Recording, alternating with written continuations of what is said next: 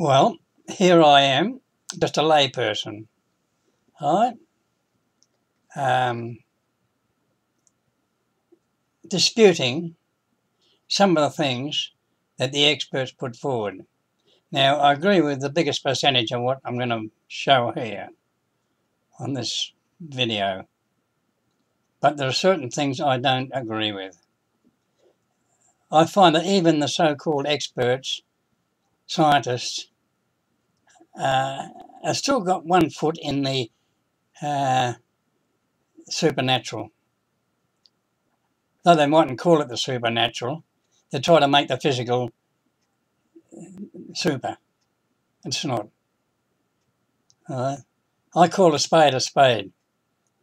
And if you listen to this video, what I had to say in between, you'll see that even the experts are only half-baked. Anyhow, well, I'll just click it on.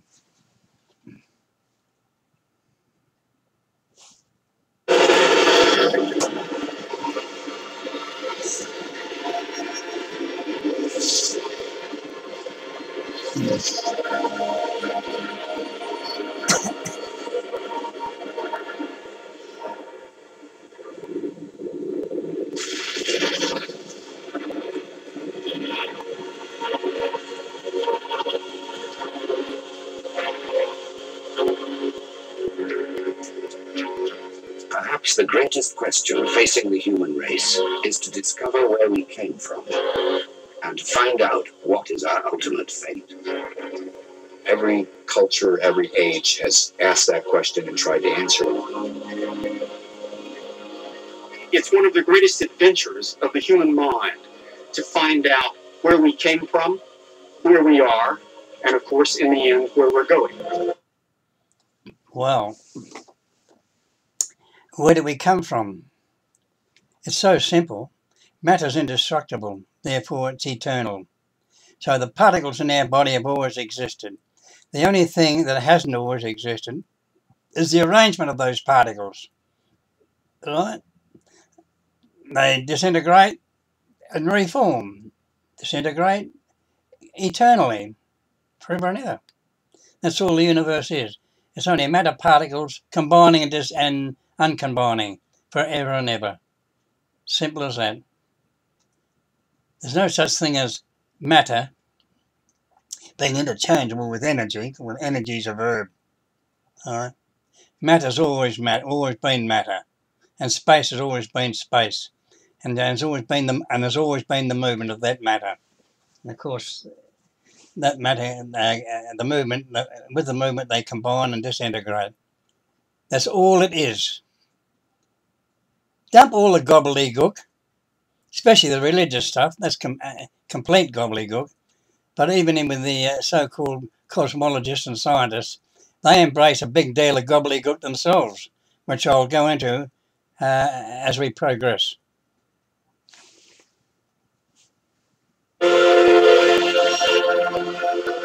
Astronomy provides the basic information that each person needs to understand where he or she came from and where the human race is going.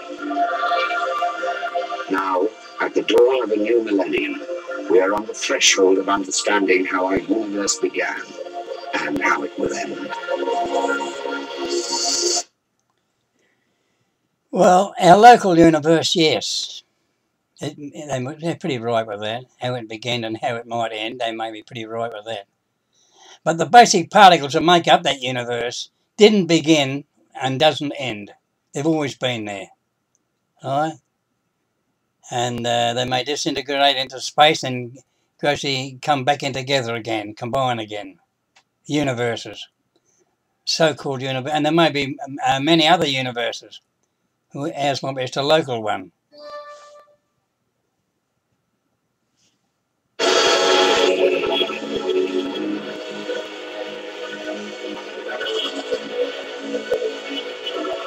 Cosmologists around the world are trying to unlock the origin and destiny of everything we see around us. I've just told you that. It's always existed. They're looking for where it come from. It's always existed. Otherwise, your theory of indestructibility of matter loses any valuation at all.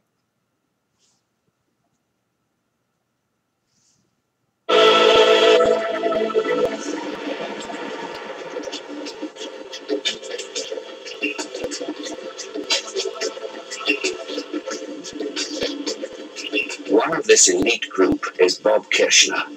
He's on a journey to Cerro Tololo in Chile to measure if there's enough gravity to hold the universe together.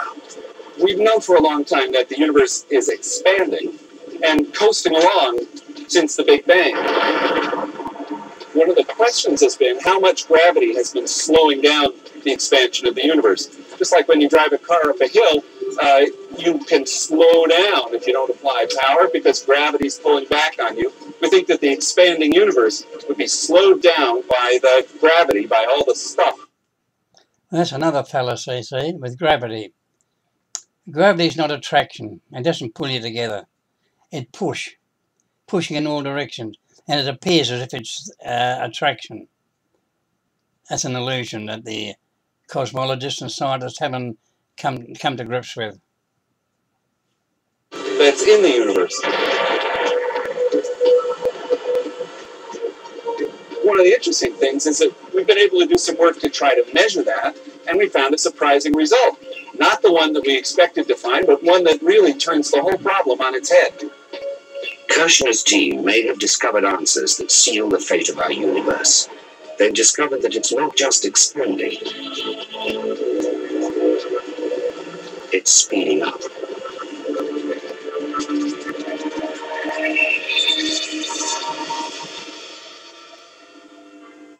Well, that may well be true. I don't dispute that.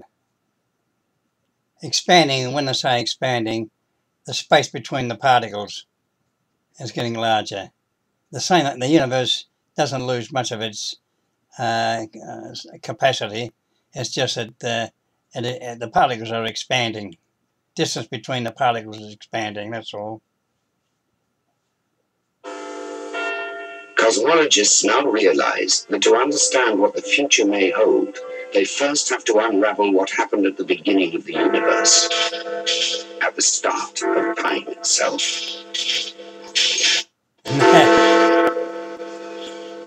Now you're going to hear the greatest lot of gobbledygook ever. Scientific gobbledygook. Right? The beginning of time. Right? There's always been time. Time's only a theoretical one moment relative to another. Wouldn't matter if there was no matter in the universe. The theoretical and the theory of time still exists, and that's all it is. Right? And we find ways to measure it by the speed of objects relative to each other. But you listen to this gobbledygook about no space, no time, no matter. Absolute crap. In our daily lives, time is constant and dependable. It's almost impossible for us to imagine, but before the creation of the universe, there was no time. We can trace back cosmic history to a stage when everything was very dense, very compressed, very hot. But the further we go back, conditions were so extreme that we can't really rely on any of our common sense intuitions. You mean your common sense intuition, don't you? Eh? We can say that time, in the sense we understand it, didn't really exist before that.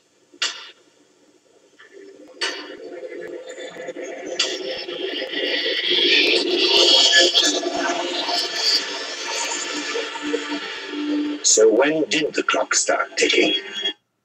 When they built the first clock.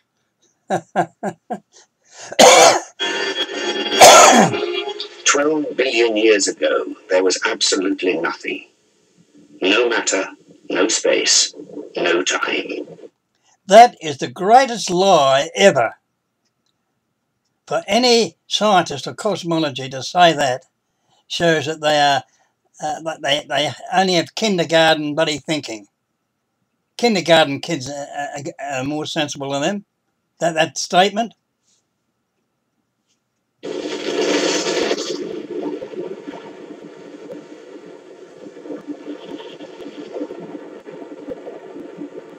may never know how or why it happened, but a seething mass of energy smaller than an atom grew from nothing. The atom grew from nothing, right? But went on further, it expanded to be enormous. If that isn't the fish and loaves of bread, I don't know what is. That's the greatest absurdity ever, to say something grows from nothing and expands to be the universe. And these are supposed to be intelligent people. I'm only a layperson. I can see the absurdity in it. You're inside the Big Bang, the birth of our universe, a violent fireball of unimaginable heat. For England's astronomer royal Martin Rees, understanding the Big Bang is the key to the universe. Something that was literally originally only the size of a single atom or smaller, expanded to be large enough to encompass everything in our present universe. You know, astronomer royals were elected in the old days by royalty and religion. Keep the sheep dumbed down. That's how they were. And they're still carrying on with their nonsense.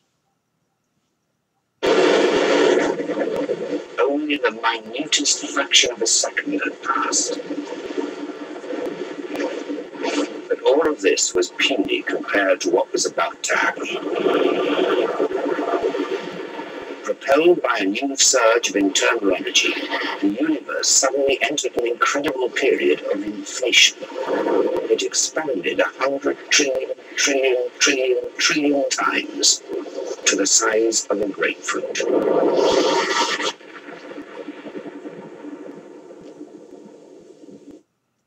That's a bit of crock too. That's only a bit of guesswork there. Admittedly, the particles within an atom have a lot of movement. We can call it energy, right? Far beyond what its out appearances seem to be. But these guys exaggerate everything.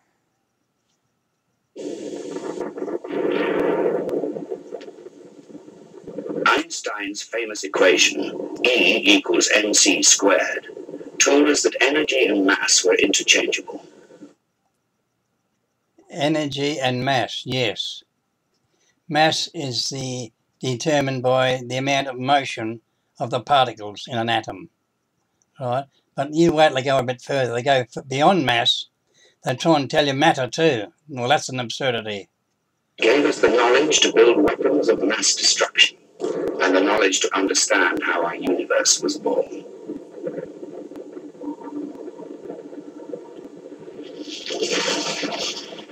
When a nuclear bomb explodes, a tiny amount of matter is completely annihilated and converted into energy. Absolute lie. Because matter, the movement of matter is what determines energy. Right? All matter moves. There's no such thing as inert matter. But in the Big Bang, the exact opposite happened. Pure energy was converted into matter. That is incorrect. There's no such thing as pure energy. You can't get energy from nothing, from no matter in motion. Energy is the motion of matter.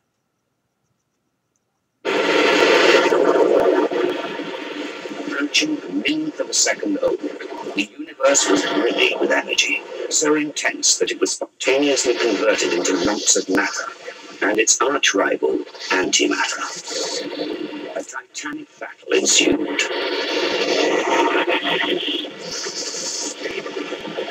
Subatomic particles annihilated each other, blow for blow, particle for particle. When matter and antimatter meet, they mutually destruct. This is the most powerful release of energy known. See, they tell you matter is indestructible. Now, if it's indestructible, how could that happen, what he just said? They contradict themselves right, left and centre, don't they?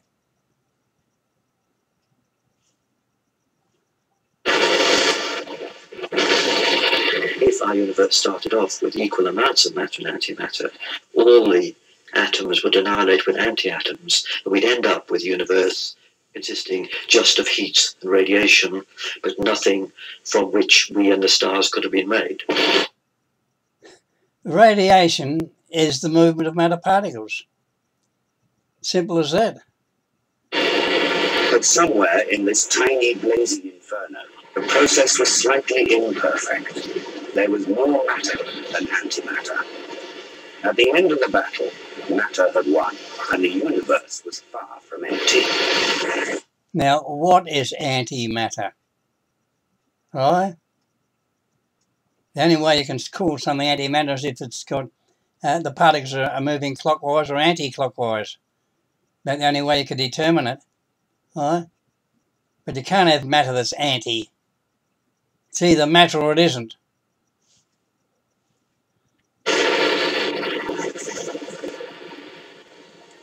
Every time a particle of antimatter had been annihilated, the energy was converted into radiation.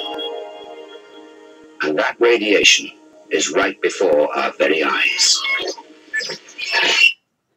How can matter be changed to radiation only? Because radiation is the movement of matter. How do these guys get their positions? How do they get, I don't know, who gives them the positions they're in? Don't adjust your set. Hidden in the interference on a badly tuned TV set is the energy signal left from the first second of the universe.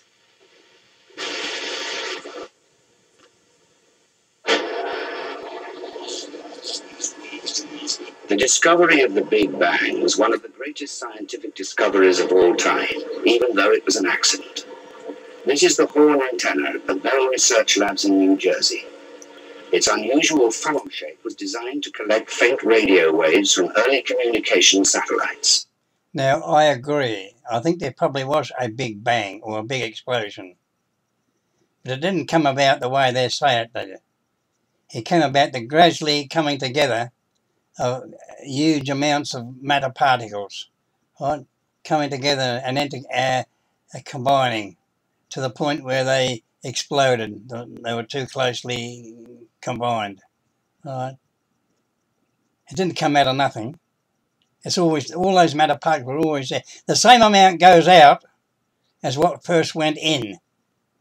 That's logical, isn't it? That's simple logic and reason. You can't get more out than went in. It was being used for an entirely different experiment when it detected something truly remarkable. A discovery that would win 2 American scientists the Nobel Prize. When I visit the horn antenna, I'm always reminded of the days back in the 60s when Arno and I were using it seriously. You know, it's amazing to think about, just doing your experiment and discovering the beginning of the universe, but there it is. Now, I agree with those two guys. I think they did a good job there, and I think they were basically right. All right? And I'll sign off at that, and I may come back to that later on. All right?